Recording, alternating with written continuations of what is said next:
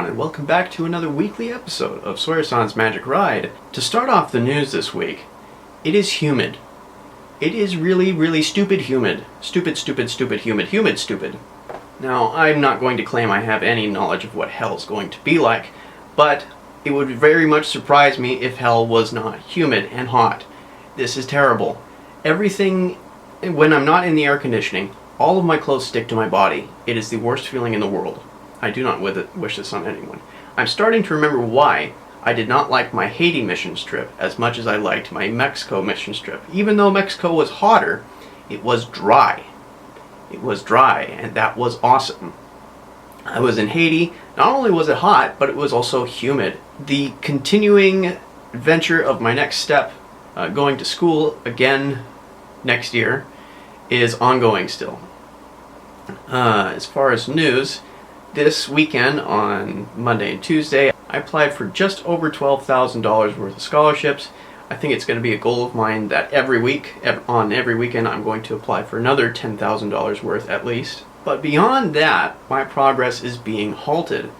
I'm waiting on my FAFSA report to be sent from the federal government over to Green River, so they can give me a student aid package, and I can access the student aid portal and figure out exactly how I'm going to pay for this.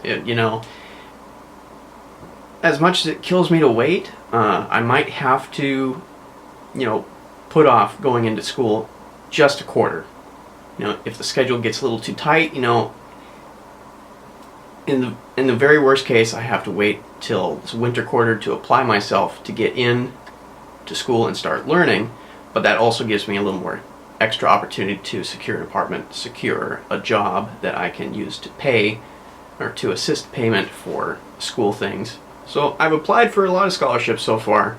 My progress on registering for classes and getting actually into the school has come to a temporary halt, and that's pretty much my week in summary.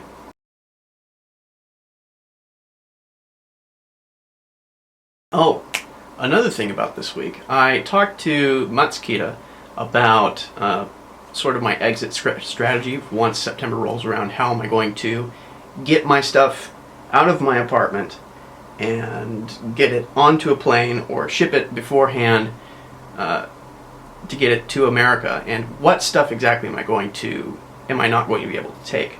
So I kind of talked to him about what stuff I'm not going to be able to take. For example, this futon pad, the blanket, maybe some pillows. I'm going to leave some clothes, probably some older clothes that I don't need anymore or are not fitting quite properly.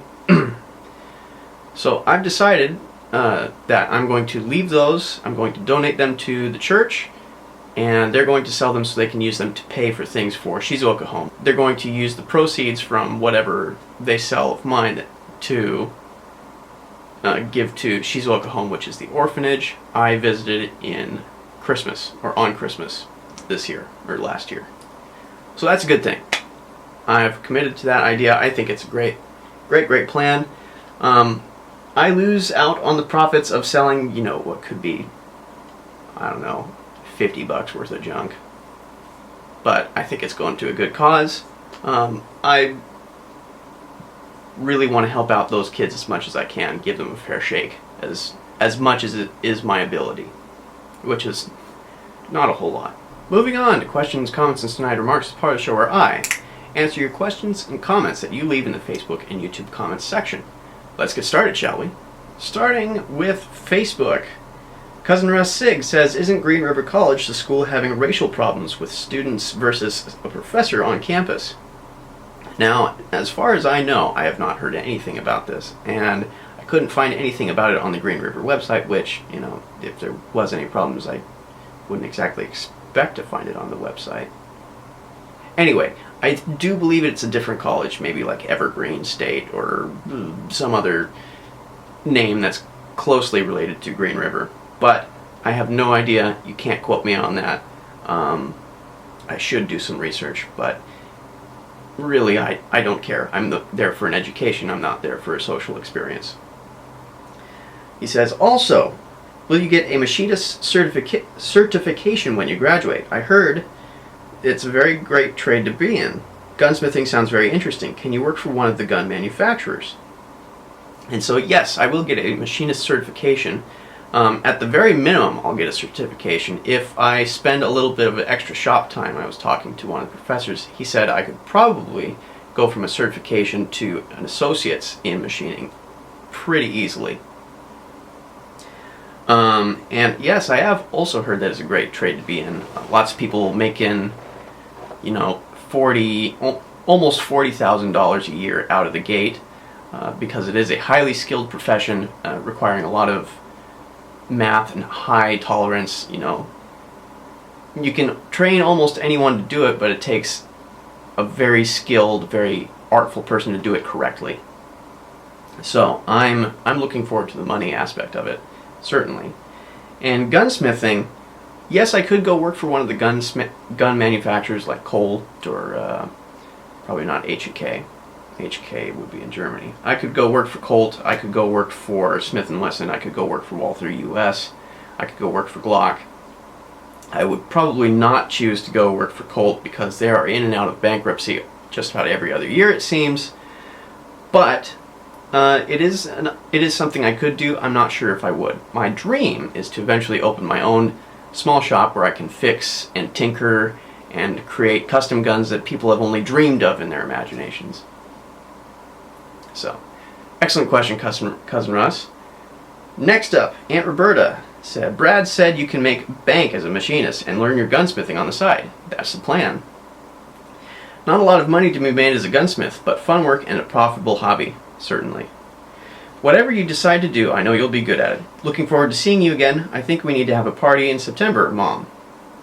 And I'm looking forward to it. I really, really want to be home. It's going to be good to see everyone. As much as Japan is a lovely country, it's not home. I've come to terms with the fact that I am American to the core, and there's nothing that's going to change that. So, settle in America. You're getting this whether you like it or not. Over on Facebook, from last week's video, we have a comment from Mom. She says, what do you have on your bucket list before you leave Japan? I think this is an excellent question, but I'm sad to say there's not really a whole lot. I've seen most of the major cities in this country. I've been to Tokyo a couple times. I've been to Kyoto and Osaka once.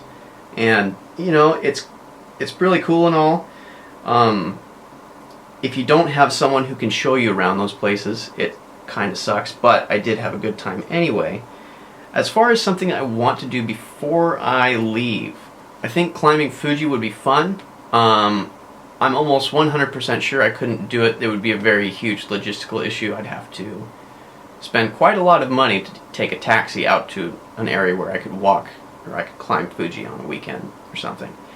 While it would be a lot of fun and I could say I did it, it's not something I have to do before I leave this country. I feel like I've pretty well experienced this place. It's been a fun ride.